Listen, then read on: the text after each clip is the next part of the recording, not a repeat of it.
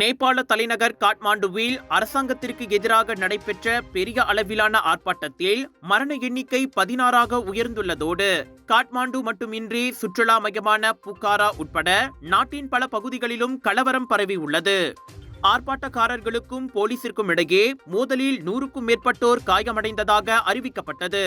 லஞ்ச ஊழலுக்கு எதிராகவும் முகநூல், இன்ஸ்டாகிராம், வாட்ஸ்அப் உட்பட பல்வேறு சமூக வலைதளங்களுக்கு விதித்த தடையை எதிர்த்து அரசாங்கத்திற்கு கடுமையாக எதிர்ப்பு தெரிவிக்கும் வகையில் மக்கள், குறிப்பாக இளைஞர்கள் ஆர்ப்பாட்டத்தில் ஈடுபட்டதை தொடர்ந்து காட்மாண்டுவில் ராணுவமும் பரவலாக நிறுத்தி வைக்கப்பட்டுள்ளது.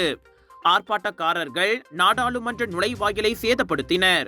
நாடாளுமன்ற கட்டிடத்திற்கு உள்ளேயும் துப்பாக்கி சூடு சத்தம் கேட்டதாக கூறப்படுகிறது. கோபமடைந்த ஆர்ப்பாட்டக்காரர்கள் ஊரடங்கு கட்டுப்பாட்டையும் மீறி நாடாளுமன்றத்திற்கு வெளியே நுழைந்தபோது அவர்களுக்கும் போலீசிற்கும் இடையே மோதல் கடுமையாகியது.